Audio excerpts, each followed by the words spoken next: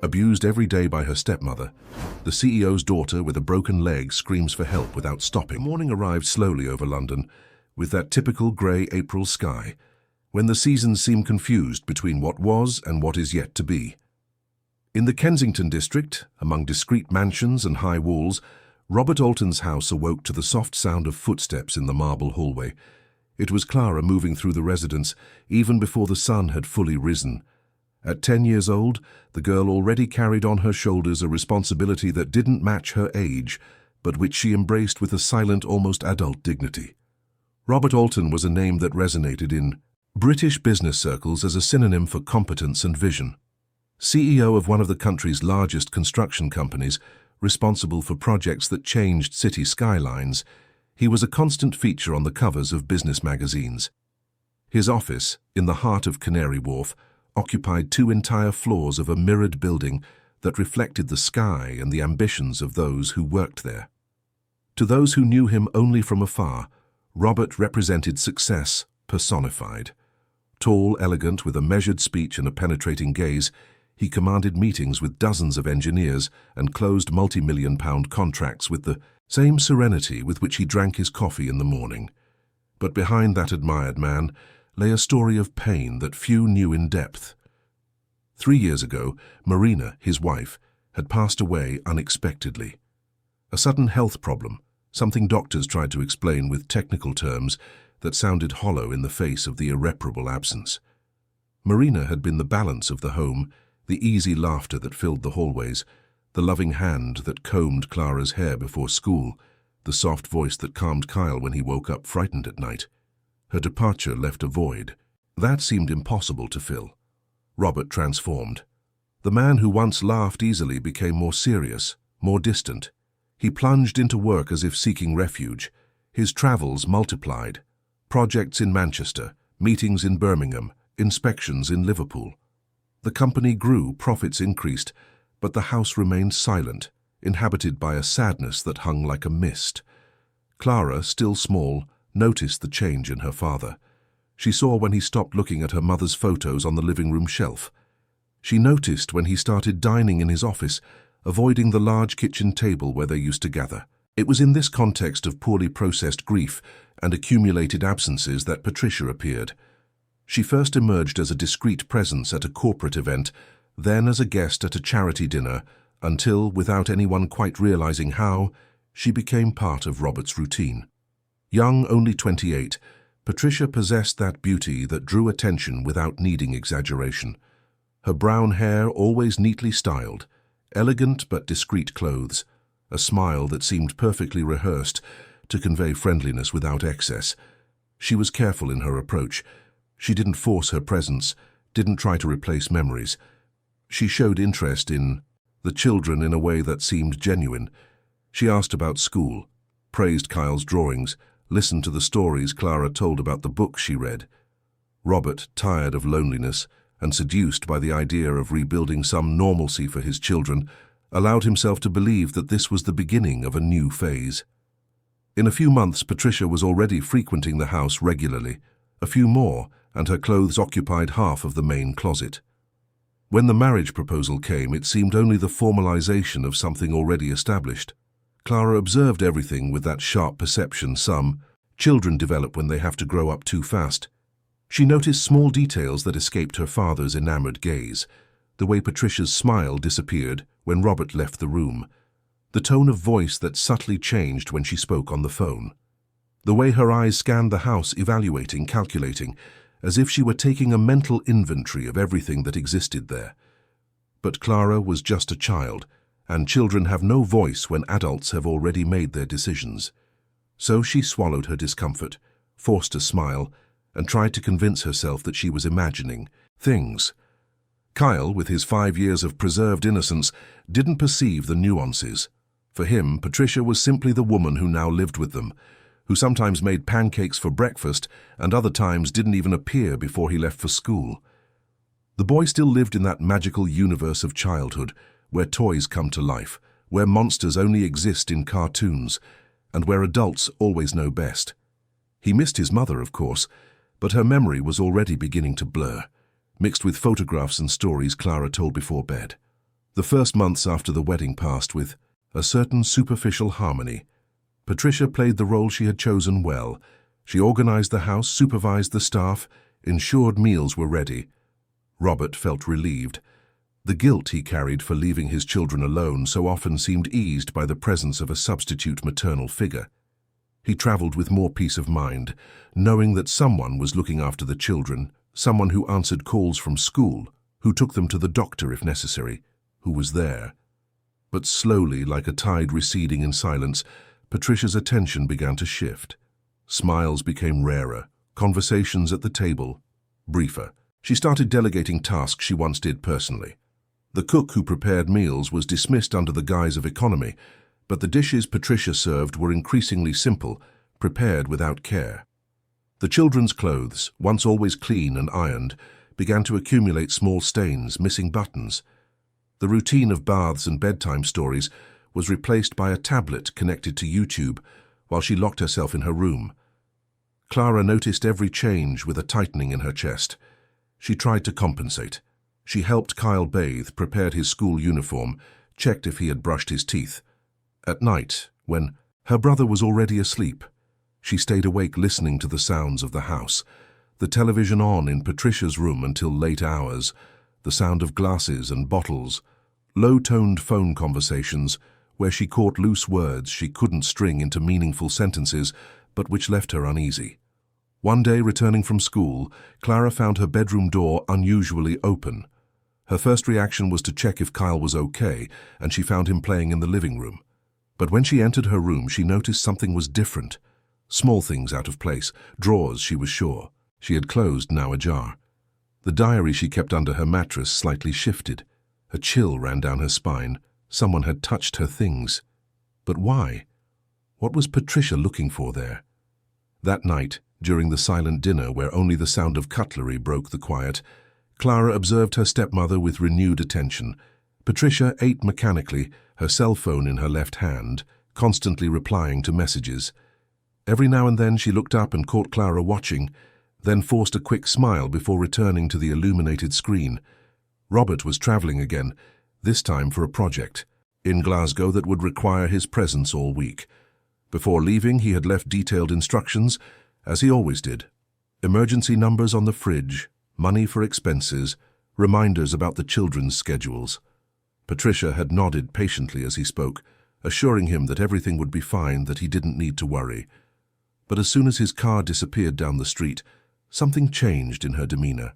Her shoulders relaxed, her smile vanished completely, and she went upstairs without a word to the children, locking herself in her room for the rest of the afternoon. It was that week that everything truly began to unravel. Clara noticed that the pantry, once always stocked, was starting to empty.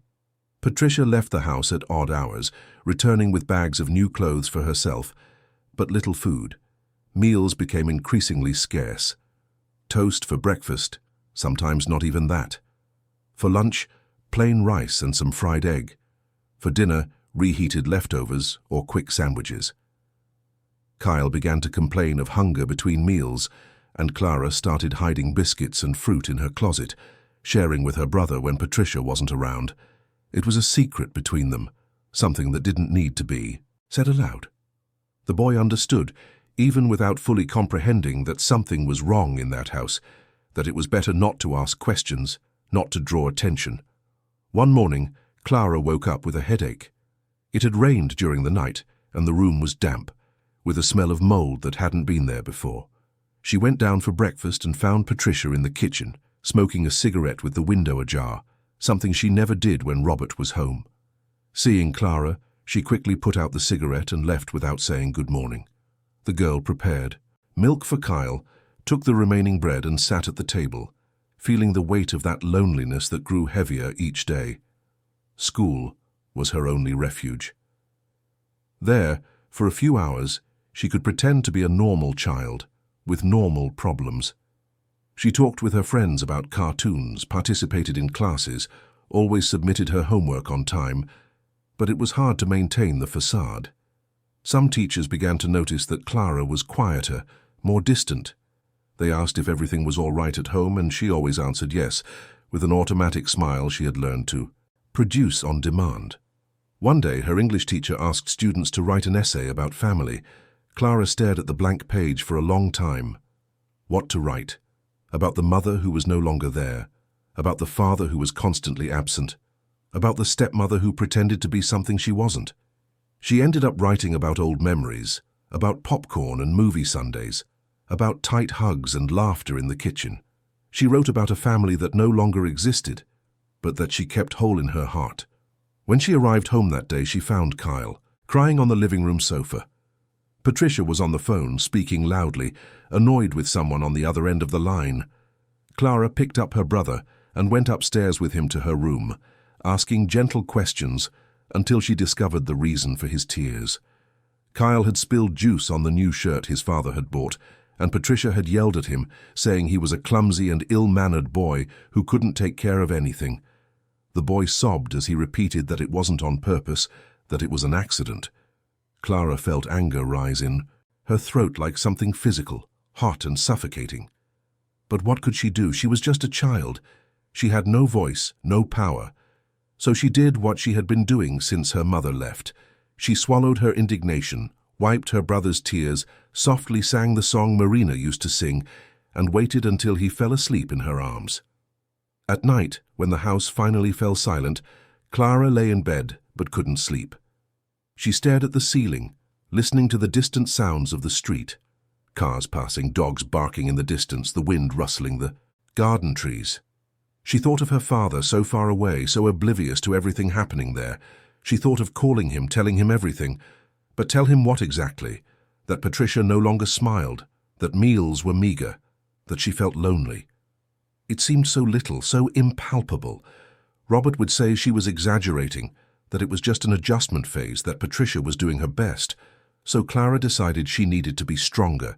She needed to take care of Kyle, keep the house minimally organized, go unnoticed until her father returned. Maybe when he was home for longer, things would improve. Maybe Patricia would go back to being as she was in the beginning. Maybe everything was just a misunderstanding, a difficult phase that would soon pass. But deep down, in that place where we keep the truths we fear to face, Clara knew something was profoundly wrong, and that certainty grew each day like a shadow that lengthens as the sun begins to set.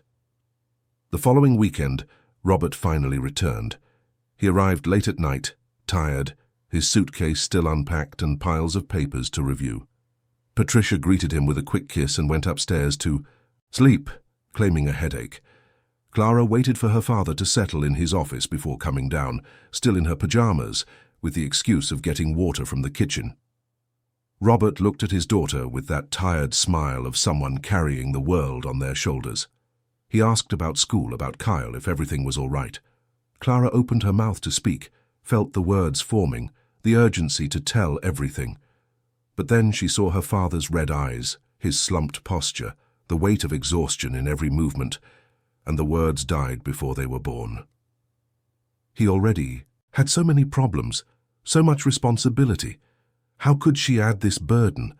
So she smiled, said everything was great, that Patricia was taking good care of them, that he didn't need to worry. Robert sighed with relief, tenderly stroked his daughter's face, and said they would soon have more time together, that this intense travel phase was almost over. Clara nodded, said goodnight, and returned to her room with a lump in her throat. The following days brought a temporary truce. With Robert home, Patricia resumed her role as a dedicated wife and attentive stepmother. Meals improved. The house was clean. Smiles reappeared. Clara observed that transformation with a mixture of relief and suspicion. It was like watching a play where the actors perform perfectly, but you know that when the curtains close, everything will be different again.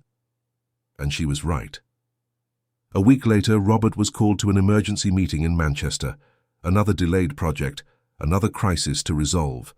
He promised to return in 3 days, 4 at most. He kissed the children, hugged Patricia, picked up his briefcase and left before the sun had fully risen. As soon as the gate closed, Clara felt the atmosphere change. Patricia remained on the porch for a long moment, looking at the empty street with an expression the girl couldn't decipher. When she finally came in, she walked past the children without a word and went upstairs to her room, from where she didn't emerge for the rest of the day. Clara prepared breakfast, took Kyle to school, returned for her own classes. When she came back in the afternoon, she found the house too silent. She called for Patricia, but got no answer. She went upstairs carefully and noticed that the main bedroom door was ajar. She peeked through a crack and saw Patricia sitting on the bed, surrounded by papers with her laptop open. There were bank statements scattered, documents Clara recognized as being from her father's office drawer. She recoiled before being seen, her heart pounding. What was she doing with those papers? Why was she touching Robert's things without permission? Clara went downstairs in silence, picked up Kyle, who was watching cartoons in the living room, and took him to her room, inventing some game to keep him busy and away from Patricia. At night, during the silent dinner, Patricia barely touched her food. She drank wine directly from the glass, refilling it several times. Her eyes were glazed over, distant as if she were somewhere else entirely. Clara took the opportunity to get larger portions of food for herself and Kyle, hiding some bread in her pockets to save for later. When they finally went upstairs to sleep, Clara locked her bedroom door from the inside for the first time. She didn't know exactly why she was doing it. It was just an intuition, a protective instinct growing within her. She lay down next to Kyle, who was already fast asleep, and stared at the sliver of light coming from under the door, alert for any strange sound. It was that night that everything definitively changed. Clara woke up thirsty around 3 in the morning. She got up carefully so as not to wake her brother and slowly opened the door. The hallway was dark, only illuminated by the faint light coming from the stairs. She started to go down, but stopped halfway when she heard voices. Patricia was on the phone in the living room, speaking softly but not softly enough. Clara sat on the stair, hidden by the gloom, and heard fragments of the conversation that made her blood run cold. She couldn't stand the situation anymore. The children were a burden. She never imagined it would be so difficult. She needed to find a quick solution. The money was taking longer than she expected. Robert was too careful with finances, but there were other ways, there were always other ways. Clara couldn't hear the rest because Patricia moved to another room, taking the phone with her. The girl ran upstairs, entered her room, and locked the door again, her heart beating so hard it felt like it would burst from her chest. She lay down next to Kyle and hugged him tightly, feeling silent tears stream down her face. On that sleepless night, Clara made a decision. She needed to be strong. She needed to protect her brother. She needed to find a way to make her father see the truth. But more than anything, she needed to survive until that was possible. And to survive, sometimes, you have to be invisible. When the sun rose, bringing another day, Clara got up, washed her face, woke Kyle with kisses on his forehead, and went downstairs for another morning pretending everything was fine. But something had changed inside her. The child who trusted adults, who believed that everything would always work out, was beginning to disappear. In her place, someone more attentive, more cautious was born. Someone who knew that not all smiles are true and not all houses are safe homes. And so, amidst heavy silences and whispered phone secrets, a story began to unfold that would forever change the destiny of that family. A story about masks falling, about hidden truths, about how strong a child can be when they have no other choice. A story that was just beginning, but which already carried in its subtext the promise of revelations that would shake the foundations of that house in Kensington, so beautiful on the outside, so dark on the inside. The following days dragged on with cruel slowness, as if time had changed its pace within that house. Clara woke up before everyone else, got ready in silence, and went down to organize breakfast. Simple toast, warm milk, sometimes a piece of fruit she managed to find in the increasingly empty refrigerator. Kyle woke up soon after, still sleepy, rubbing his eyes with his small hands, and she helped him put on his school uniform, checked if his notebooks were in his backpack, and gently combed his hair. Patricia rarely appeared before noon. She remained locked in her room, with the curtains drawn, even when the sun was high outside. Clara heard the sounds coming from there, the television on low volume, the creaking of the bed when she moved, sometimes phone conversations in a tone that alternated between irritation and pleading. The girl had learned to decipher these sounds, to know when it was best to stay away, when it was safe to move around the house. The school routine was the only moment of normality. Clara immersed herself in her classes with a dedication that impressed her teachers. Math, English, science, history. She absorbed everything with an almost desperate concentration, as if every piece of knowledge acquired were a tool for the future, a preparation for better days to come. During recess, she sat under the tree in the courtyard and watched the other children play. Sometimes she joined them, but her mind was never completely there. Always a part of her remained attentive, worried about Kyle in kindergarten, worried about what she would find when she returned home. It was on one of those school mornings that the accident happened. Clara was helping to tidy up the kitchen before going to school, something she had done hundreds of times. But that day, the floor was strangely wet, with puddles that shouldn't have been there, as if someone had washed the floor during the night and not dried it properly. Her bare feet slipped on the cold marble, and she fell sideways, hitting her leg hard on the corner of the cabinet under the sink. The pain was instant and intense. Clara bit her lip hard to keep from screaming. She didn't want to wake Patricia. She didn't want to cause trouble. She tried to get up, but her leg didn't respond properly. She sat there on the cold floor, breathing deeply, trying to hold back the tears that insisted on welling up. It was Kyle who found her minutes later, and the boy ran upstairs screaming for Patricia. The stepmother took a long time to come down. When she finally appeared, still in her bathrobe, her face crumpled with sleep, she looked at Clara on the floor with an expression that mixed irritation and contempt. She didn't offer help.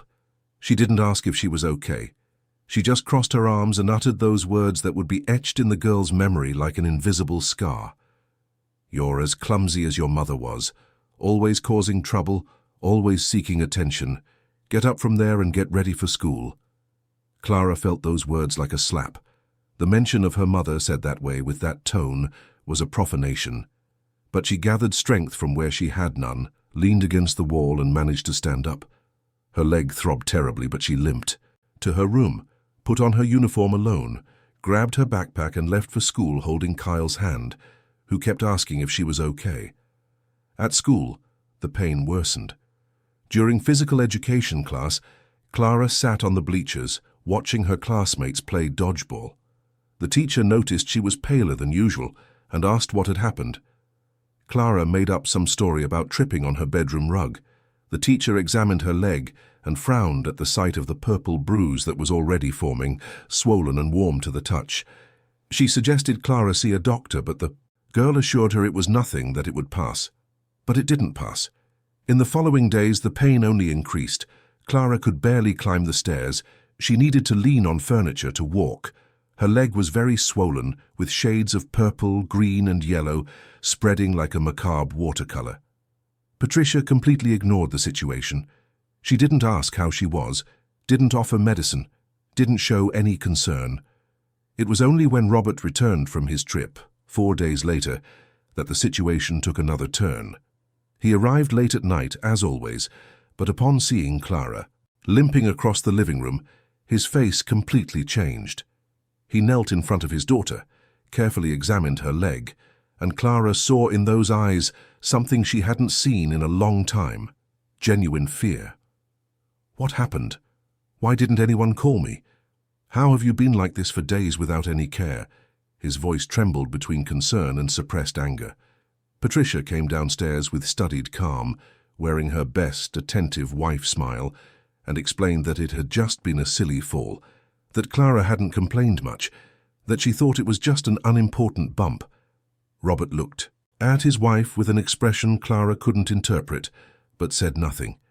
He simply grabbed the car keys and announced that they would take Clara to the hospital immediately. The emergency room was crowded that night. They sat on uncomfortable plastic chairs under the cold white light that made everything seem even sadder. Robert held Clara's hand tightly, as if he feared she might disappear if he let go. When they were finally called, the doctor, a middle-aged man with deep dark circles under his eyes, examined her leg with worrying attention. He ordered an X-ray. The result came with a diagnosis that made Robert's face lose all color, a fractured tibia. It wasn't serious enough for surgery, but required immediate immobilization and absolute rest. The doctor asked, With that neutral tone health professionals use when they suspect something, why they had waited so long to seek treatment. Robert mumbled some excuse about business trips and lack of communication. They left the hospital in the early hours of the morning, with Clara on crutches and an orthopedic boot that went up to her knee. In the car, during the silent drive back, Robert finally asked his daughter in a low but firm voice what had really happened in those days. Clara opened her mouth, felt the words forming, all the truths she had kept for so long, begging to be told. But then she looked in the rear-view mirror and saw the reflection of Patricia's face in the back seat, and those cold eyes staring at her like a silent warning. "It was an accident, Daddy. I slipped in the kitchen. It was my fault for not paying attention." The words came out automatically, rehearsed in fear. Robert sighed, gripped the steering wheel tightly, and asked no more questions, but Clara noticed that something had changed in his demeanor. A suspicion that was beginning to germinate, even if he didn't yet know exactly what to suspect. At home, Robert settled Clara in her room with everything she might need: water, medicine, books, the television remote. He said he would spend the next few days working from home, that he wouldn't travel while she was recovering. Patricia agreed to everything, always helpful when he was present, but Clara saw something in her eyes that seemed like a countdown. The days with her father at home were different, lighter, safer. Robert brought Clara breakfast in bed, sat beside her to help with schoolwork, talked about mundane things that made life seem normal again. At night, he read stories to Kyle and Clara together, as he used to do before Marina left. In those moments, it was possible to imagine they were a real family, that nothing was wrong. But reality was like a shadow patiently waiting to return. And it returned when, on the morning of the 5th day, Robert received an urgent call. A serious problem at the Bristol project. Compromised structure, risk of embargo, immediate need for his presence. Tried to postpone. Said he had family matters. But the pressure on the other end of the line was intense. Millions at stake, the company's reputation at risk, dozens of employees depending on quick decisions. Clara saw the conflict on her father's face. The man torn between professional and paternal responsibility, between the empire he built and the children he brought into that empire. In the end, as always happened, work won. But this time, Robert took precautions. He sat down with Patricia and made a detailed list. Clara's medicine schedule, instructions for changing bandages, emergency numbers, neighbor contacts, money. Set aside for any need. Patricia listened to everything with exemplary patience, nodding, taking notes, assuring him she would take care of everything with extreme attention. He went upstairs to say goodbye to Clara. He kissed her forehead, promised to return in 3 days at most, told her to call if she needed anything at any time. Clara hugged her father tightly, feeling tears threaten to escape, but held them back. She couldn't cry, couldn't show weakness, couldn't make him feel even more guilty than he already did. The house's atmosphere changed the exact moment Robert's car disappeared around the corner. Clara was lying in her room, looking out the window, when she heard the front door close forcefully, quick footsteps on the stairs. Patricia walked past the hallway without even looking at the children's room, entered her own room, and slammed the door. The silence that followed was heavy, laden with something Clara couldn't name but felt in the air like a storm about to break. Kyle entered the room and lay down beside his sister, also sensing that change, that invisible danger hovering over the house. Hours passed slowly. The sun crossed the sky, painting the bedroom walls, with dancing, shifting shadows. Clara heard the sounds of the house, the living room clock ticking the hours, the wind rattling the windows, occasional footsteps from Patricia, always upstairs, always distant. When night fell, Clara realized no one had prepared dinner. She herself was used to not eating properly, but Kyle was small, he needed food.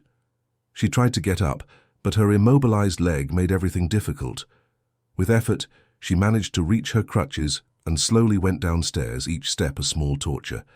The kitchen was dark. Clara turned on the light and opened the refrigerator, almost empty. Some withered vegetables, a piece of dried cheese, eggs. She took the eggs, lit the stove with difficulty, balancing on her crutches, and prepared a simple omelette. She called Kyle, who ran down, and the two ate right there, standing by the counter in silence. It was when they were finishing that they heard Patricia's bedroom door open. Footsteps came down the stairs, firm, determined. She entered the kitchen and stopped at the threshold, looking at the children with an expression Clara had never seen. It wasn't anger. It wasn't irritation. It was something colder, more calculated. "Do you think you can do whatever you want when he's not here? Do you think this house is yours?" Her voice was strangely calm, which made everything even more frightening. Clara instinctively placed herself in front of Kyle, shielding him with her body. Patricia took a few more steps into the kitchen, picked up the wine glass she had left on the table, and took a long sip without taking her eyes off the children. "You're a problem. Always have been. Since the first day. But soon, that will change. Soon, I won't have to pretend anymore." Clara felt her blood run cold. There was something definitive in those words, a dark promise that made her understand with absolute clarity that they were in real danger. Patricia finished drinking, slammed the glass into the sink, making a noise that echoed through the kitchen, and left without another word. That night, Clara locked the bedroom door from the inside and dragged a chair under the doorknob. She lay down next to Kyle, who was already asleep, and stared at the ceiling, her heart pounding. She tried to call her father, but her cell phone had no signal. She tried again, and again. Nothing, as if the line was blocked. She got up and went to the window. The street was silent, illuminated only by the yellowish streetlights. 1 or 2 windows lit in neighboring houses. Everything seemed so normal out there, so safe. How could there be so much fear inside when, a few meters away, other families dined peacefully, watched television, slept in peace? Clara returned to bed but couldn't sleep. She lay there in the darkness, listening to every sound. The wind in the trees, a car passing, the distant bark of a dog, and then, coming from downstairs, the unmistakable sound of breaking glass. It wasn't an accident, it was deliberate, violent, as if someone had thrown something against the wall. The girl got up again, her heart now beating so hard it seemed to echo in the silent room. She approached the door and pressed her ear against the wood. Silence. A silence even more terrifying than the noise. She stayed there for minutes that seemed like hours until she finally heard footsteps coming up the stairs. Stumbling, irregular footsteps. Patricia stopped outside the door. Clara could feel her presence there, separated only by inches of wood. She held her breath, silently praying that her stepmother wouldn't try to open it. She heard a sigh from the other side, then a low grunt she couldn't decipher, and finally the footsteps moved away, returning to the other room. Only then did Clara allow herself to breathe. She returned to bed trembling, wrapped herself in the blanket as if that could protect her in some way, and closed her eyes tightly. But sleep didn't come. She lay there, in tense vigil, until the first lights of morning began to clear the sky through the window. With the sunrise, a new determination was born within her. She needed to find a way to communicate with her father. She needed him to know what was happening. But how? Her cell phone didn't work, the internet was blocked on the computer, and Patricia controlled the house's landline. During the day, while Patricia remained locked in her room, Clara explored the house carefully. On crutches, moving slowly so as not to make noise, she checked every room. It was when she entered her father's office that she found something interesting, an old tablet stored in a drawer under piles of documents. She picked it up, returned to her room and tried to turn it on. The battery was low, but it worked, and more importantly, it had internet access. With trembling fingers, Clara opened her email. She began to type a message to her father, trying to explain everything. But as she wrote, she heard Patricia's bedroom door open. Quickly, she saved the draft without sending and hid the tablet under her mattress. Patricia passed down the hallway, went downstairs, but didn't stay down there long. She returned quickly, locking herself in again. Clara waited until she was sure it was safe and picked up the tablet again. She reread what she had written. The words seemed weak, insufficient to convey the terror she felt. How to explain something that was made more of atmosphere than of concrete facts? How to make an adult understand the fear that comes from glances, from silences, from veiled threats? She decided to wait. to gather more evidence, to be more specific. Meanwhile, she would keep the tablet hidden, her secret line of communication with the outside world, her escape plan if things got even worse. But what Clara couldn't know, was that things were already infinitely worse than she imagined. And that time to act was running out faster than she could predict. Because there are moments in life when waiting for the perfect solution can cost more than we are willing to pay. And that moment was coming, silent and inevitable, like the high tide rising in the darkness, about to swallow everything in its path. The morning of the third day dawned grey over London. Low clouds obscured the sun, bringing that diffuse light that makes everything seem faded, lifeless. Clara woke up with pain in her leg, but it was a different pain now, duller, more constant. Her body was getting used to suffering, learning to live with it as if it were a natural part of existence. Kyle still slept beside her, breathing softly, oblivious to everything. Clara watched her brother's face for a long moment, that innocence still preserved, and felt a wave of protection so intense it hurt her chest. Whatever it took, she would protect that boy. It was the only promise that mattered now. She got up carefully, took her crutches and went to the window. The neighborhood was waking up slowly. Cars began to circulate. Neighbors left for work, life following its normal course outside. Clara wondered how many of those people, behind their well-decorated windows and high walls, hid secrets similar to hers. How many children woke up afraid every day? How many family smiles hid unspoken tears? She decided to risk going down to prepare something for Kyle to eat. She went down the stairs slowly, attentive to every sound. The house was silent. Too silent. She reached the kitchen and turned on the light. What she saw made her stop, frozen.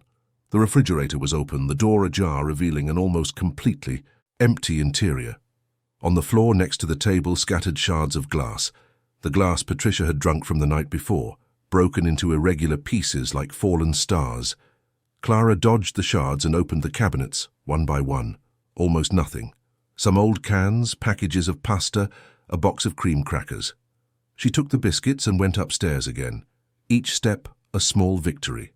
At least Kyle would have something to put in his stomach when he woke up. Returning to the room, she noticed that Patricia's bedroom door was open. This was unusual. It was always closed, sometimes even locked. Clara approached cautiously, peeked through the crack. The bed was unmade, clothes scattered on the floor, drawers open. But Patricia wasn't there. A shiver ran down Clara's spine. Where was she? She quickly returned to her room and locked the door. She gently woke Kyle, offered him the biscuits and water, pretending everything was normal.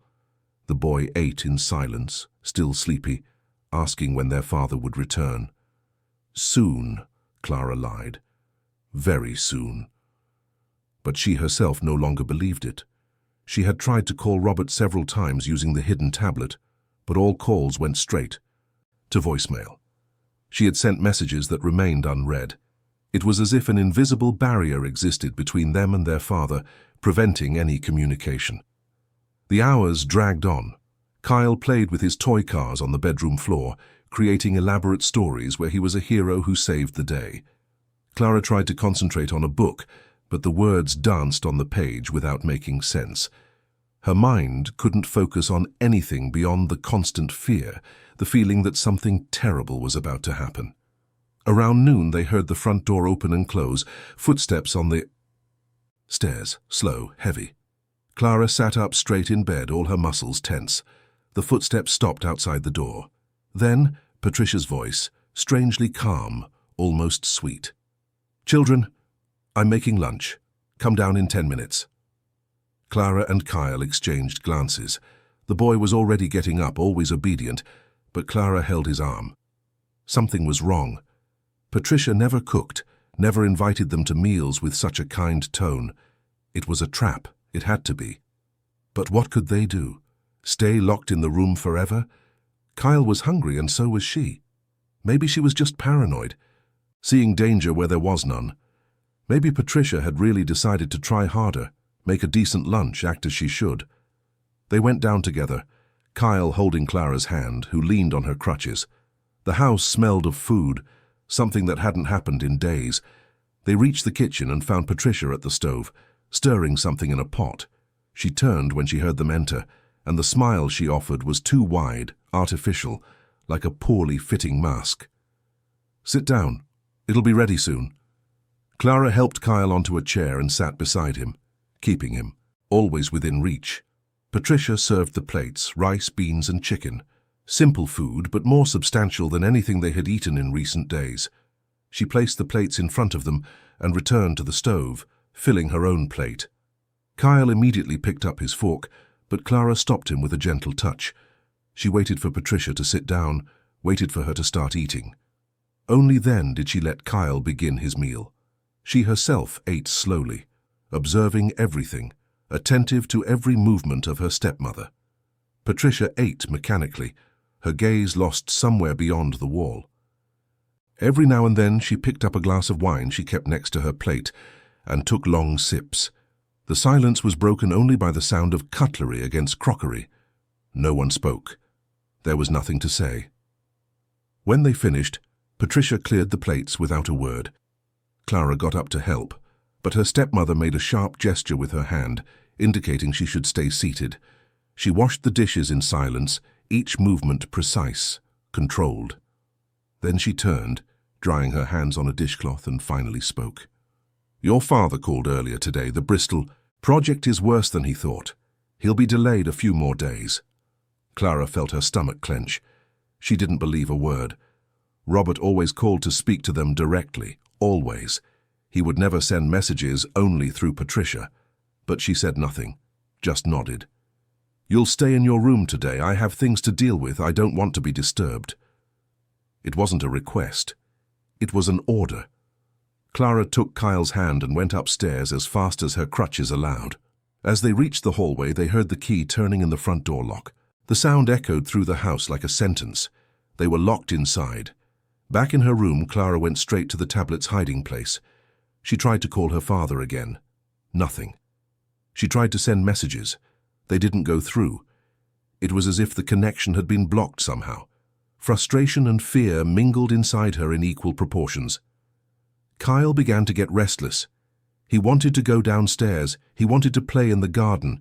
He wanted to know why they had to stay locked up. Clara made up excuses, saying they were playing camping, that it was an adventure. But it was getting increasingly difficult to maintain the fantasy.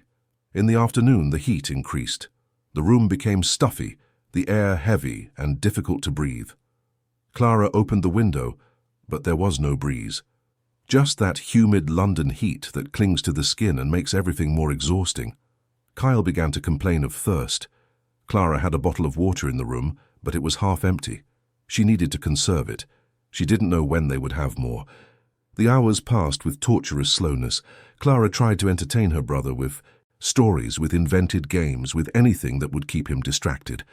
But the reality of the situation was impossible to ignore completely. They were prisoners in their own home. When dusk began to fall, they heard sounds coming from downstairs. Voices. Patricia was talking to someone. No, she was on the phone. Her voice rose and fell in tones of irritation.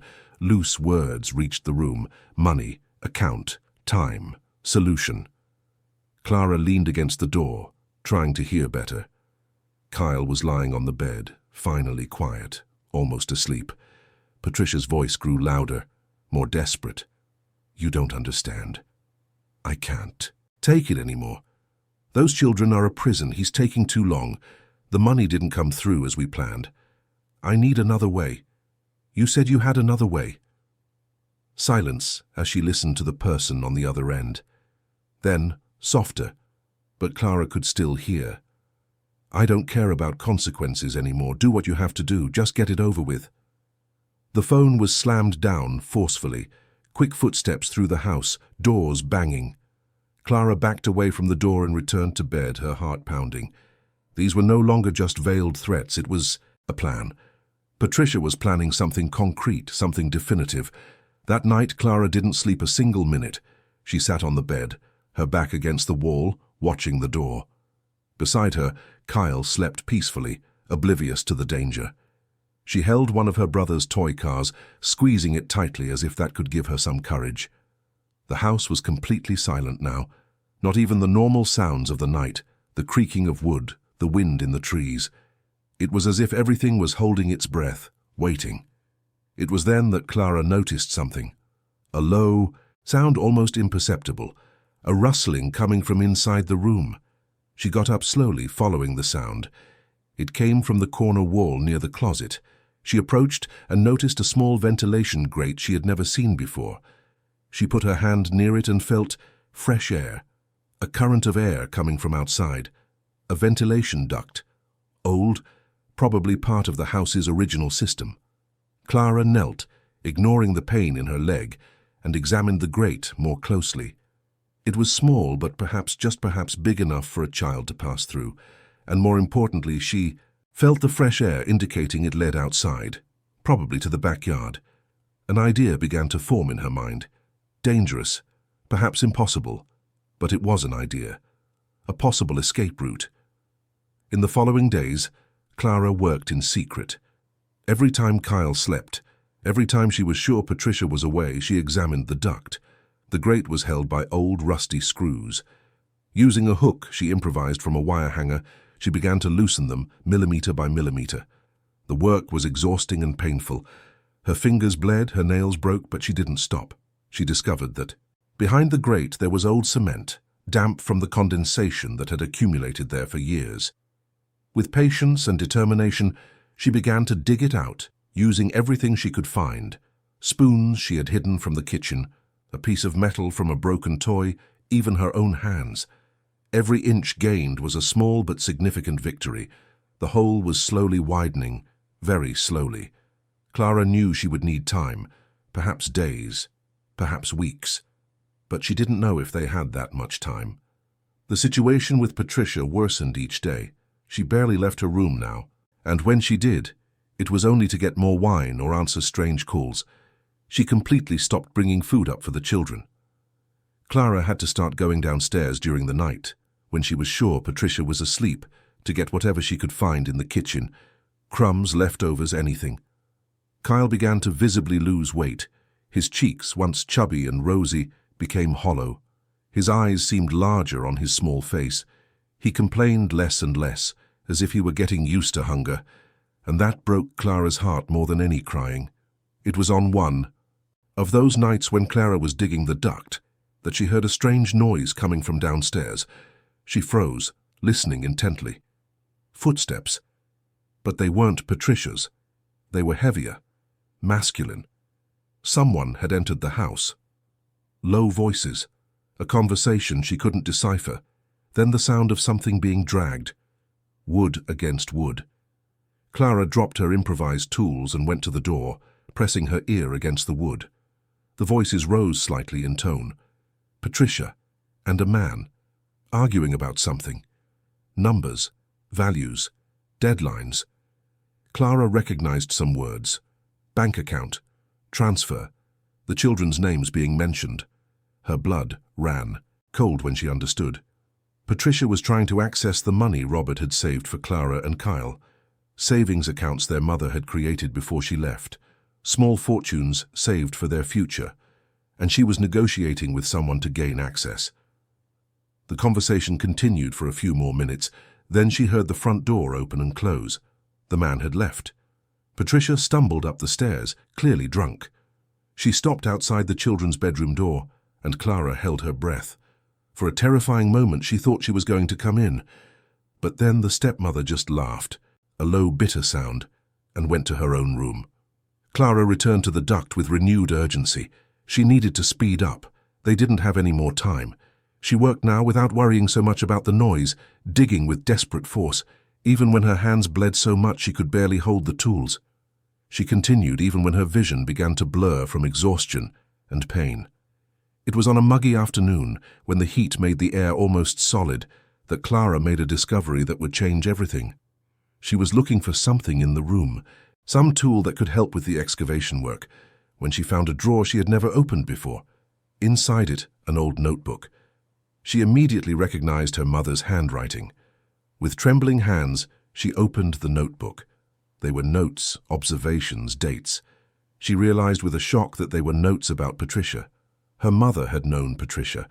There were notes about casual encounters, strange behaviors, inconsistencies in stories. The last entry was just 2 weeks before Marina passed away. I have a bad feeling about this woman. She's always around lately, always finding excuses to show up at Robert's events. She smiles too much, observes too much. Something isn't right. I need to investigate further. Clara felt tears stream down her face. Her mother had noticed. She had seen what Patricia was before anyone else. And now, reading those words written so long ago, Clara understood that what she was living now was just the continuation of something that had begun much earlier. She carefully put the notebook away, hiding it with the tablet. They were evidence. Proof that Patricia was not who she pretended to be. But what good was evidence if there was no one to show it to? That night something happened that accelerated everything. Clara was almost asleep when she heard Kyle groan softly. She turned on the light and saw that the boy was pale, sweating coldly. She touched his forehead and felt that he was hot, very hot. Fever. She tried to wake him completely, but Kyle only mumbled nonsense. The fever was high, dangerously high. Clara ran downstairs, forgetting her crutches, enduring the pain in her leg, and knocked on Patricia's bedroom door. "Please, Kyle has a fever. He needs a doctor." Silence from the other side.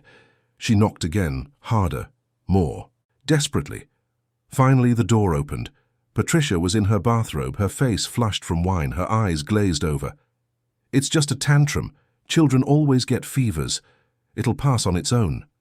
"No, it's very high. Please, we need to take him to the hospital." Patricia looked at Clara with a mixture of irritation and something darker. Then she simply closed the door in the girl's face. Clara heard the key turn, locking it from the inside. She ran back to her room, panic taking over. Kyle was worse, trembling even with the heat in the room. Clara grabbed towels, soaked them with cold water, and placed them on his forehead. She did everything she remembered from her mother's care when she or Kyle got sick. But it wasn't enough. She knew it wasn't enough. She spent the whole night awake, changing towels, giving her brother small sips of water, holding him when he trembled. Kyle called for his mother in his feverish delirium, and each call was a knife in Clara's heart. When the sun finally began to rise, Clara made a decision. They couldn't wait any longer. She had to finish the duct today, no matter how much. It hurt, no matter the risk. They had to get out of that house. She grabbed all her improvised tools and returned to work with renewed fury. She dug, scraped, tore off pieces of cement with her bare hands. The hole was growing, slowly but consistently. She could see light on the other side now. She could feel the fresh morning air. Kyle slept restlessly in bed, his fever still high. Clara looked at him every few minutes, torn between the urgent work and her sick brother. She kept digging, even when her fingers bled so much she could barely hold the tools. She kept going even when her vision began to blur from exhaustion and pain. And finally, when the sun was high in the sky, the last piece of cement gave way. The hole was big enough. She could see the backyard on the other side, the green grass, the open sky. Freedom. Clara wiped her bloody hands and went to Kyle. She woke him carefully, wrapped him in a blanket. The boy was too weak to ask what was happening. He just let himself be led. Clara carried him to the duct, and with superhuman effort, began to push him inside. It was tight, very tight, but Kyle was small. He passed through. Clara pushed him slowly, guiding him, encouraging him with whispers. The boy groaned in pain and confusion, but moved forward. When Kyle finally came out on the other side, falling onto the wet grass of the backyard, it was Clara's turn. But she was bigger, and her immobilized leg made everything infinitely more difficult. She squeezed into the hole, feeling the rough edges of the cement scraping her arms, her back. The orthopedic boot got stuck, and she had to pull hard, ignoring the excruciating pain that exploded in her injured leg. She was almost on the other side when she heard it, the bedroom door opening, quick footsteps in the hallway, Patricia's voice screaming their names. Clara pulled with all the strength she had, felt her skin tear, felt something in her leg give way, but finally she was on the other side. She fell onto the grass, exhausted, bleeding, trembling, but she was out. They were out. Clara picked Kyle up and began to drag herself towards the wall that separated the property from the street. She could hear Patricia inside, screaming, breaking things, looking for them. Then the back door burst open. Patricia emerged, disheveled, with wild eyes. In her hand, she held an empty wine bottle as if it were a weapon. Her clothes were stained, her feet bare on the grass. "You're not leaving, not after everything." Her voice was hoarse, desperate. She began to walk towards the children, each step deliberate, menacing. Clara hugged Kyle tightly and continued to crawl, using only one hand, leaving a trail of blood on the grass. The mud made everything more difficult, slower. Patricia was getting closer. Clara could hear her heavy breathing, could feel the danger approaching like a physical shadow. She closed her eyes, pressed Kyle against her chest, and waited for the inevitable. And then, like a miracle, she heard the most beautiful sound in the world. Car headlights, brakes screeching, a door slamming, voices. Clara opened her eyes and saw, through tears and sweat, a figure running towards them. It wasn't her father. It was a man she didn't know. But at that moment, it was salvation. Gabriel Miller was not from London. He had come from Manchester 5 years ago, bringing with him only a backpack, a dream, and the determination to make a difference in the world. He worked for an NGO that focused on food distribution and support for vulnerable families. It wasn't a well-paying job, but it was a meaningful one that allowed him to sleep at night, knowing he had done something good during the day. That afternoon he was on his usual route through Kensington, visiting families registered with the program. He had a list of addresses, boxes of basic food items in the trunk, and that typical tiredness of someone who works hard but doesn't complain. When he arrived, at the street where the Alton family lived, something caught his attention.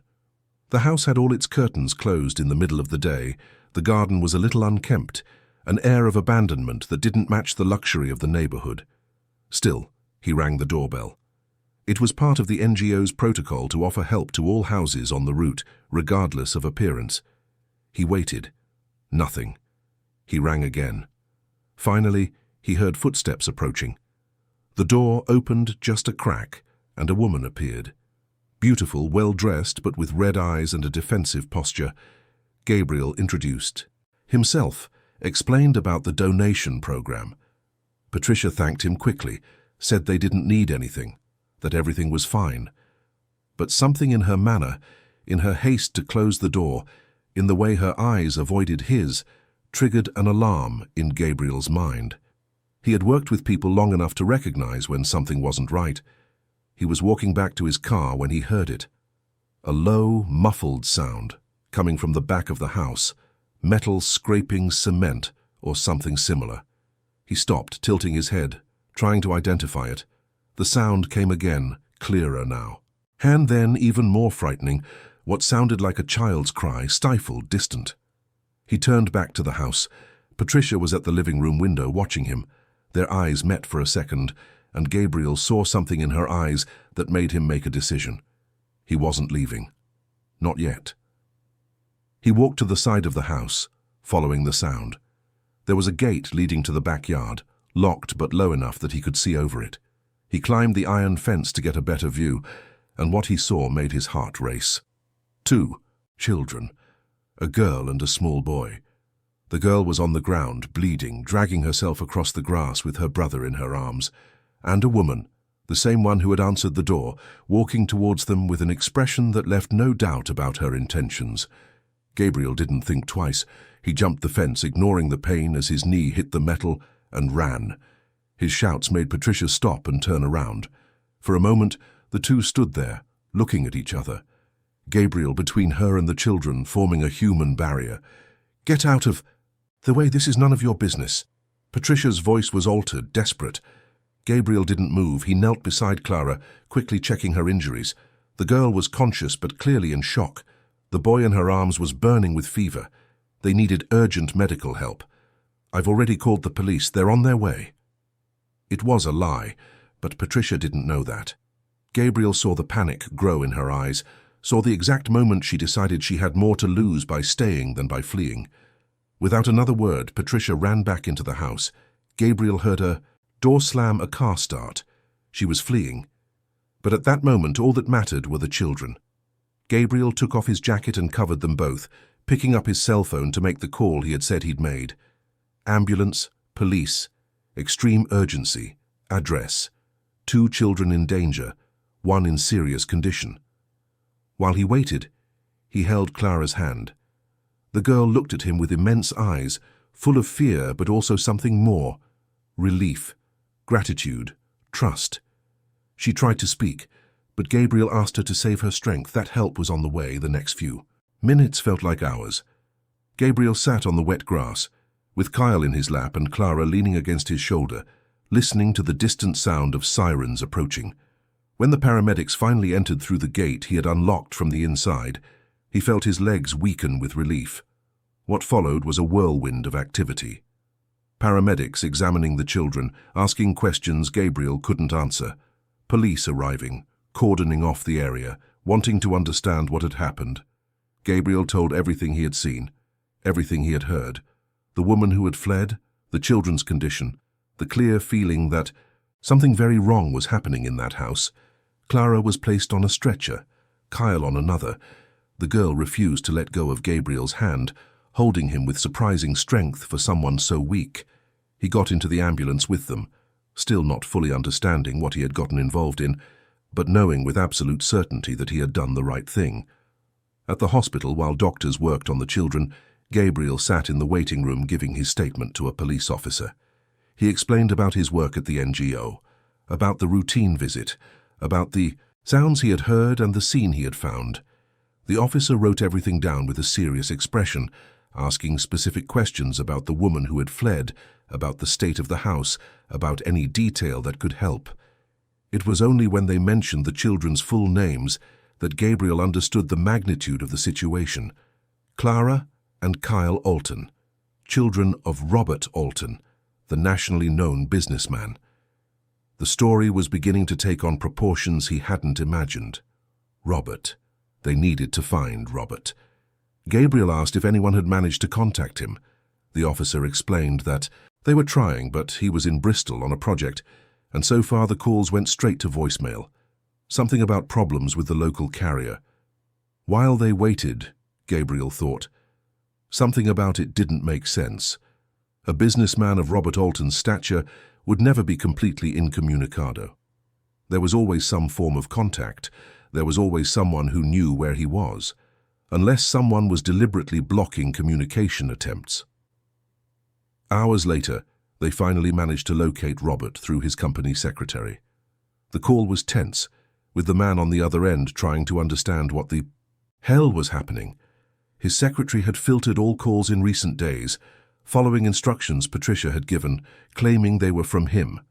A fake email sent from his hacked personal account instructing her to block all calls related to the children so as not to disturb him during the critical project. Robert left Bristol immediately, taking the first available flight. He would arrive in London in a few hours. Meanwhile, the doctors worked on Clara and Kyle. The boy was severely dehydrated with early-stage pneumonia. The fever Clara had tried to fight alone for a night was a symptom of an infection that could have been fatal if left untreated. He was being medicated, hydrated, cared for. Clara had multiple injuries. The leg that was already fractured suffered new injuries during the escape. Her hands were injured, full of deep cuts from the excavation work. There were scratches all over her body, some infected. But besides the physical injuries, the doctors were concerned about the psychological trauma. The girl was in deep silence, didn't answer questions, just held the teddy bear a nurse had given her. Gabriel remained there, even though he wasn't family, even though he had no obligation. Something about that girl had touched him deeply. The courage she had shown, the way she had protected her brother until the last moment, the absurd strength of someone so small. He couldn't just leave. When Robert finally arrived at the hospital, he was a transformed man. All that business composure, that controlled elegance, had disappeared. He was disheveled without a tie, his eyes red from crying the entire flight. He ran through the hospital corridors until he found the room where Clara was. The scene Gabriel witnessed next would be etched in his memory forever. Robert entering the room and stopping abruptly at the sight of his daughter like that. Clara raising her eyes and recognizing her father, beginning to cry for the first time since she had been found.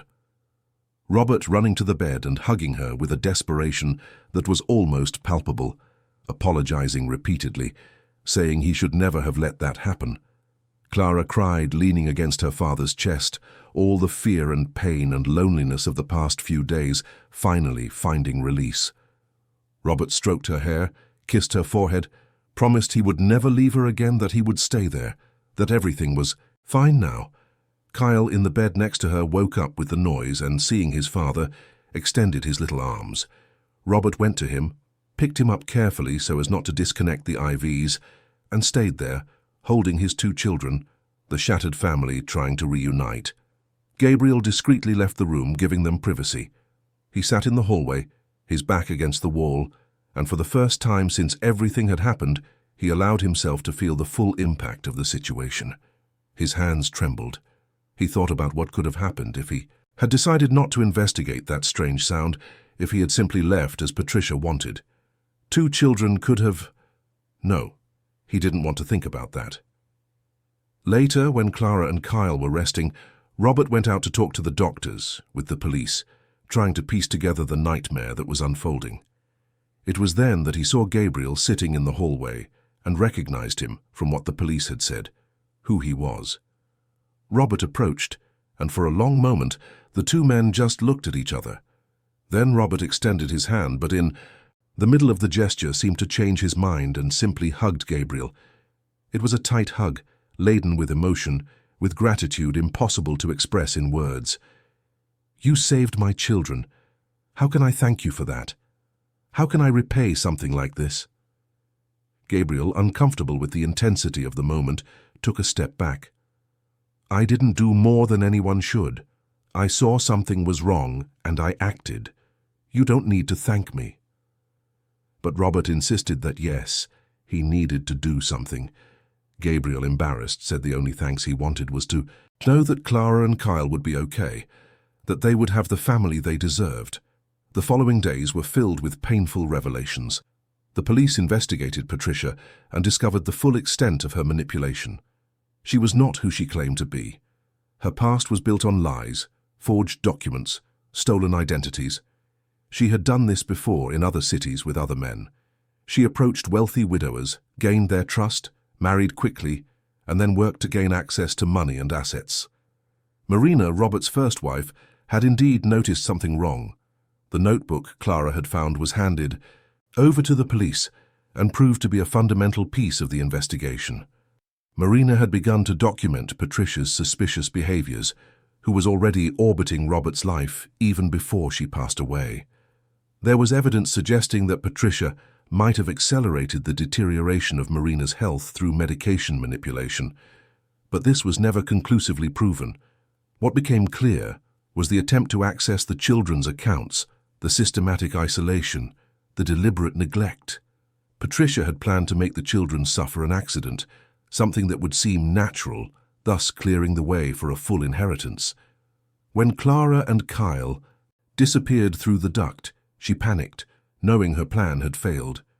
Patricia was found 3 days later trying to cross the border into Canada.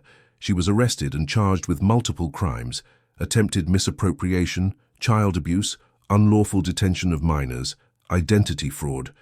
The trial would come, but it would take months. For Clara and Kyle, the long process of recovery began, not just physical but emotional. Clara remained in the hospital for 2 weeks. Her leg needed new surgery, more complex this time. Her hands took time to heal, but worse than the body's injuries were the invisible scars. She woke up screaming at night, had panic attacks when she heard footsteps in the hallway, refused to be alone in any room. Kyle, younger, seemed to process the trauma differently. He became quieter, more attached. He didn't leave his father's side for a minute. He cried when Robert had to leave the room for anything, even for seconds.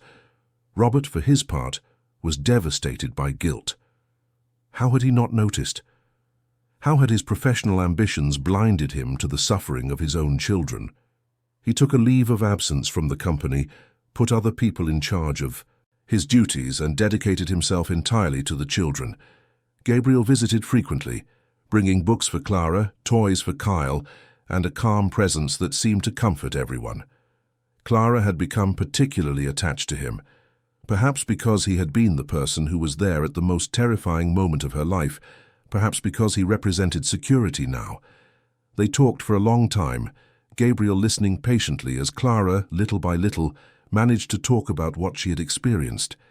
In one of these conversations weeks later, Clara finally managed to articulate the question that tormented her. "Why did you come back? Why didn't you leave?" when she asked. Gabriel thought carefully before answering. He knew his words would carry weight, that Clara was trying to understand not just his action, but the world as a whole, trying to rebuild the trust in adults that had been so brutally broken. Because there are things you just know aren't right, and when you know something isn't right, you have to do something, even if it's not your responsibility, even if it's uncomfortable. We can't pretend we didn't see, that we didn't hear, just because it's easier. Sometimes doing the right thing is hard, but it's still the right thing. Clara absorbed his words in silence. Then, for the first time in weeks, she smiled. A small, fragile, but real smile. "Thank you for not pretending you didn't see." As Clara and Kyle recovered, Robert made important decisions. He sold the house in Kensington. They couldn't go back there, not after everything. Every room would carry bad memories. Every hallway would echo with ghosts of the past. He bought a new apartment, smaller but cozy, in a different neighborhood. A complete fresh start. He hired a psychologist specializing in child trauma to work with the children. The sessions were difficult but necessary. Clara needed to learn that not all adults were dangerous, that she could trust again. Kyle needed to process experiences that his 5-year-old mind was not prepared to handle. The school was informed of what had happened, and teachers were instructed on how to deal with the children. Clara would return to classes when she was ready, without pressure. Kyle would receive special support. And slowly, very slowly, life began to reorganize. It wouldn't go back to how it was before. That was impossible. The lost innocence could not be recovered. The trauma experienced would leave permanent marks. But it could be something new, something different, something that with time and care might be good again. Robert completely changed his priorities. The company would continue to exist, continue to prosper, but under new management. He took on a more consultative role, working from home, refusing to travel, ensuring he would be present for every breakfast, every dinner, every important moment, and also every trivial moment. Because he had learned in the most painful way possible that it is the trivial moments that build a family. It's the silent dinners, the help with homework, the hugs without reason, the conversations before bed. Clara began to write. The psychologist suggested it as a way to process the trauma, and the girl discovered that putting words on paper helped her organize the chaos in her mind.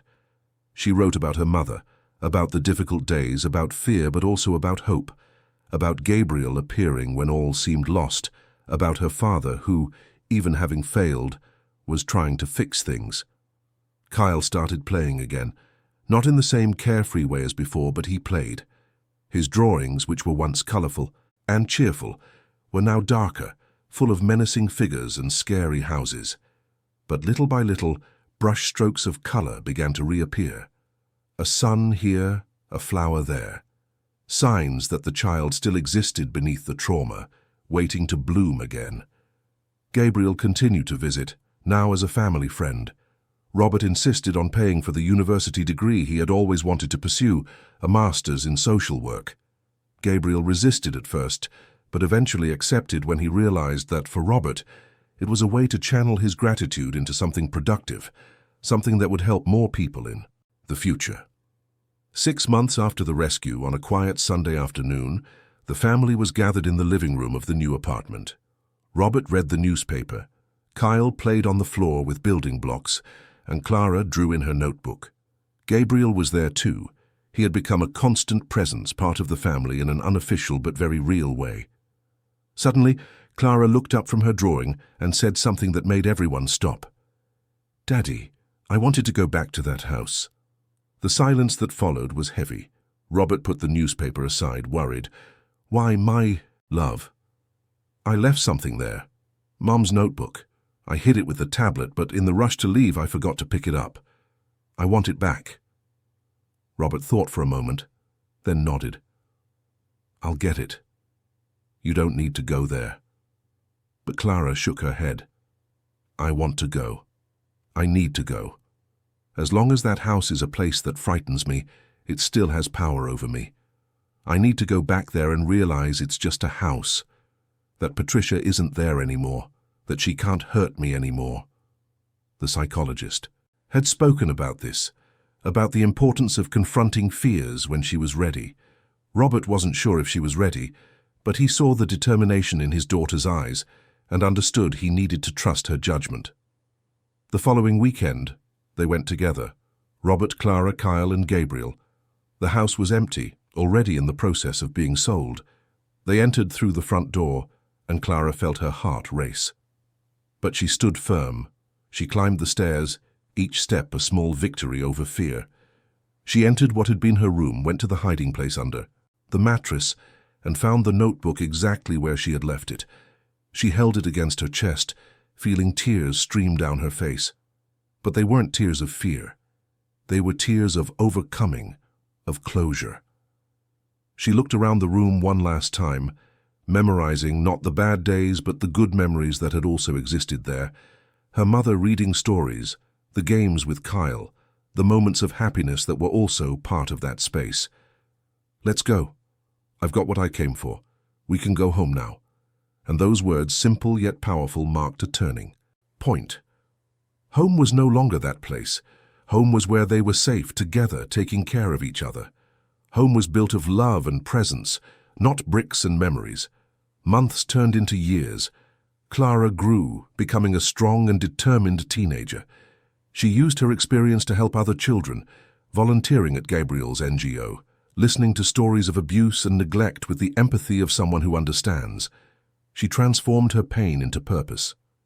Kyle, surprisingly resilient as children can be, grew up normal and healthy.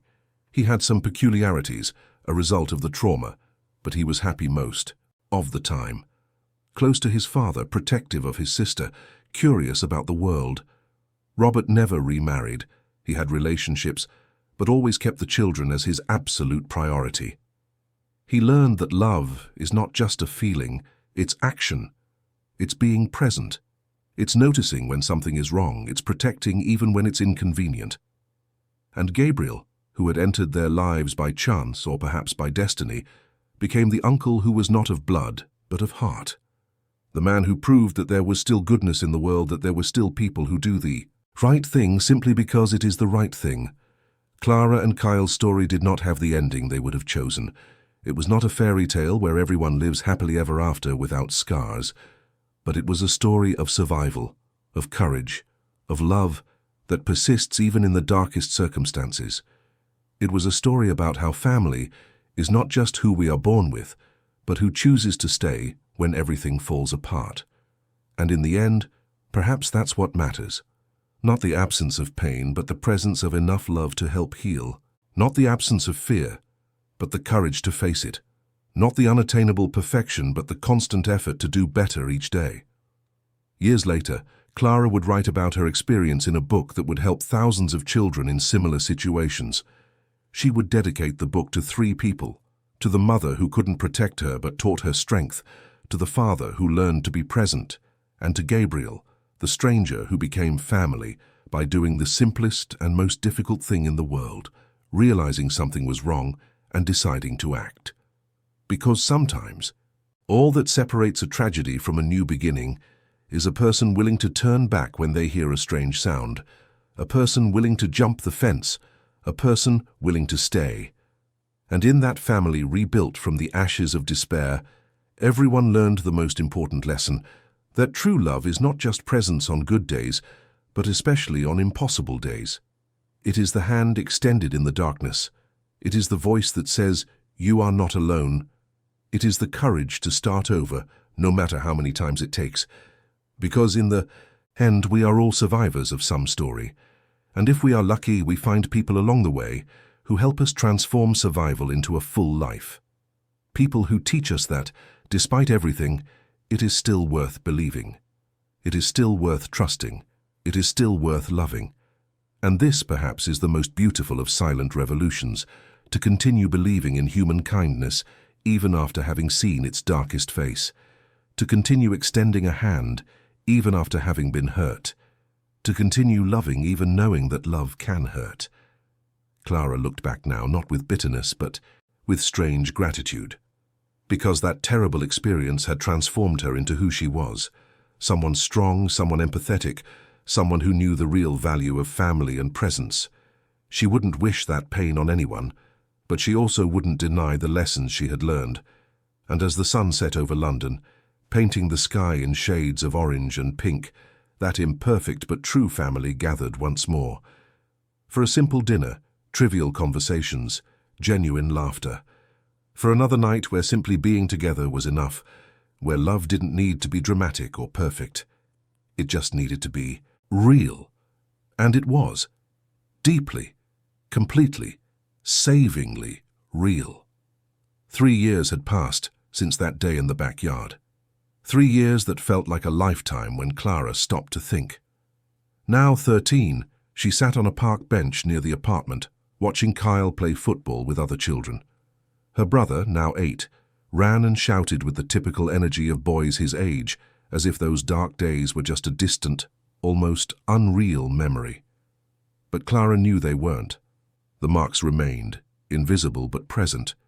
Kyle still slept with the light on. He still needed to know exactly where. His father was at every moment.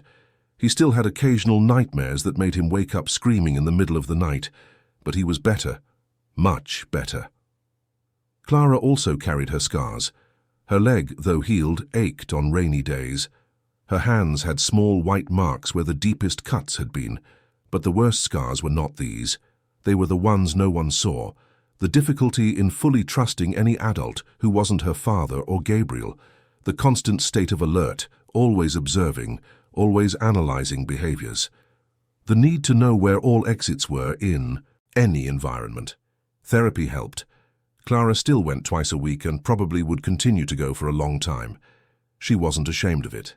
In fact, she had become an advocate for mental health, openly speaking at school about the importance of asking for help. Her story, which they initially tried to keep secret, eventually leaked to the press.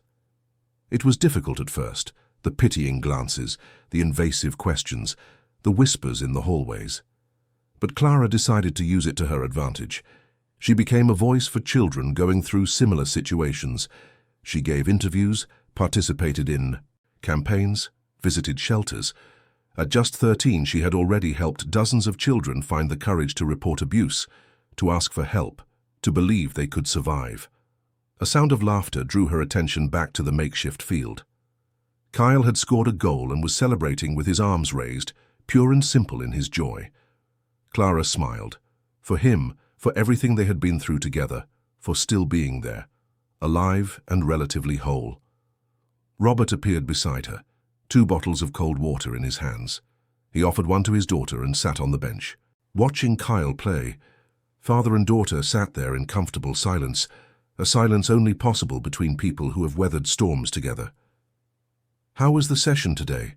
Robert asked after a while, his voice soft, without pressure. "Good. Dr. Finch said I'm progressing well. We talked about trust, about how it's getting easier to make new friends." Robert nodded, satisfied but not surprised. He had always known Clara was strong, stronger than she should have needed to be. Sometimes he still woke up in the middle of the night thinking about everything he had missed, all the signs he had ignored. The guilt would never completely disappear. He had learned to live with it, to transform it into motivation to be better each day.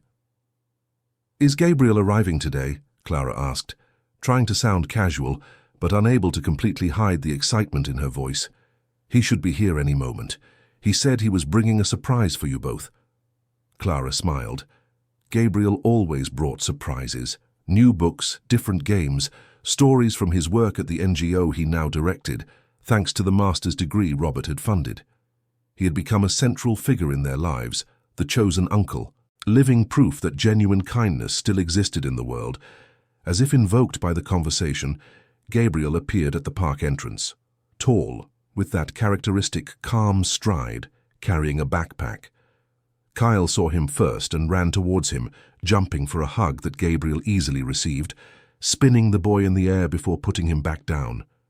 Clara got up and walked to them, and Gabriel hugged her too, that safe embrace that always made her feel like everything would be all right.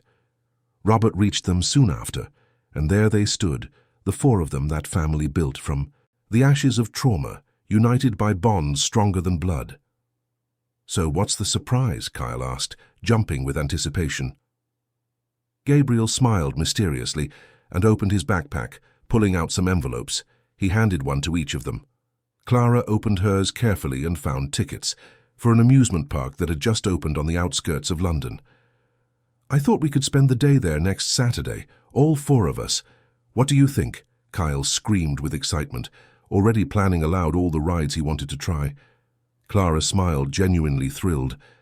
Robert placed a hand on Gabriel's shoulder, a simple gesture that spoke volumes about the gratitude he still felt, that he would always feel. They walked back to the apartment together, Kyle telling stories from the football game, Gabriel listening with genuine attention, asking questions, laughing at the funny parts. It was such a normal, everyday scene that Clara sometimes had to stop and remind herself that this was real, that this was her life now. In the apartment, while Gabriel and Robert prepared dinner, Clara went to her room and opened the notebook where she continued to write. Not just about the past now, but about the present, about the future, about dreams and hopes, about the person she wanted to become. She wrote about courage, not the dramatic courage of movies, but the quiet courage of everyday life. The courage to go to school even when anxiety grips her. The courage to make new friends even when afraid of being hurt. The courage to believe that the world can be good, even knowing that it can also be cruel. A delicious smell of food filled the room, calling her back. Clara closed her notebook and went to the living room, where the table was set. The food served, and her family, this strange and perfect and completely hers, awaited her. During dinner they talked about everything and nothing. Plans for Saturday's outing, school news, a new project Gabriel was developing at the NGO. Robert told a funny story from a meeting, imitating accents, making everyone laugh. Kyle spilled juice on his shirt, and instead of panic, there was only laughter as they cleaned up the mess. These were the moments Clara treasured. Not the big events, but the ordinary Tuesdays, the simple dinners, the shared laughter. Because that was what built a life. That was what healed wounds. After dinner, while Kyle and Robert washed the dishes, Clara and Gabriel sat on the balcony.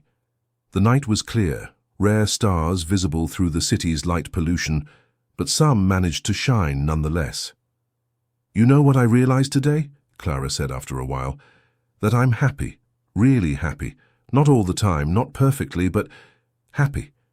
And for a long time, I thought I would never be again." Gabriel looked at her with that attentive way he had, truly listening, truly present. "Happiness isn't the absence of pain, Clara. It's the ability to feel joy, despite it. And you have that ability, you always have. You just needed time and space to rediscover it." Clara thought about those words, letting them settle. Then she asked something she had been wondering for a while. "Do you think, Patricia, that she'll get out one day?" Gabriel sighed. The sentence had been long, but no sentence is forever. "Eventually, yes. But that doesn't change anything you've built. She no longer has power over you, Clara. The power she had came from your fear, from your silence. And you are no longer afraid, you are no longer silent." Clara nodded, knowing he was right. Patricia was just a person now, no longer the monster that inhabited her nightmares. A person who had made terrible choices and was paying the consequences. Clara could even feel a glimmer of pity, understanding that to do what she did, Patricia must carry her own wounds, her own pains. But that excused nothing. Understanding was not forgiving, and Clara was still deciding if she would ever forgive, if forgiveness was even necessary to move forward. For now it was enough to live well, to be happy, to build something beautiful with her life. Perhaps that was the best revenge, if revenge was even the right word, not letting the evil done by another define who she was. The following days passed at a pleasant pace. School, therapy, friends, family. Saturday arrived sunny and perfect for the outing. At the park, Clara discovered that she could still have fun like a child, screaming on roller coasters, laughing on carousels, eating cotton candy until she felt sick. She saw Kyle on the carousel, waving with each turn, his face illuminated with pure joy. She saw Robert relaxed in a way she rarely saw, without the constant tension in his shoulders, without the weight of guilt clouding his eyes. She saw Gabriel taking pictures of everyone, documenting that perfect day, building good memories to replace the bad ones. And she felt, at that moment under the warm sun, with the sound of laughter all around and the sweet taste of cotton candy in her mouth, that finally, truly, she was on the other side. The survivor had become a liver. The frightened girl had transformed into a hopeful teenager. The trauma was still there, always would be, but it no longer defined her. When they returned home, that night, exhausted and happy, Clara lay in bed and before falling asleep wrote one last line in her notebook. Just 5 words, but they contained a whole universe of meaning. Today was a good day. And it was. Simple, ordinary, perfectly good. And tomorrow would be another. And then another. Good days and bad, joys and challenges, growth and stumbles. But all of them lived fully, with a family that chose to stay, that chose to love, that chose, day after day, to do the difficult but necessary work of building something beautiful from the ruins. And in the end, perhaps that's the only story that truly matters. Not how we fall, but how we rise. Not the wounds we receive, but how we heal them. Not the love we lose, but the love we find, that we build, that we protect with all the strength we have. Clara slept that night with a smile on her lips, dreaming not of nightmares of the past, but of possibilities of the future. And somewhere between sleep and wakefulness, she felt her mother's ethereal presence, not as sadness, but as a blessing, as if Marina were there, proud, silently saying that everything was fine, that she could move forward, that she had permission to be happy. And for the first time, Clara truly believed it.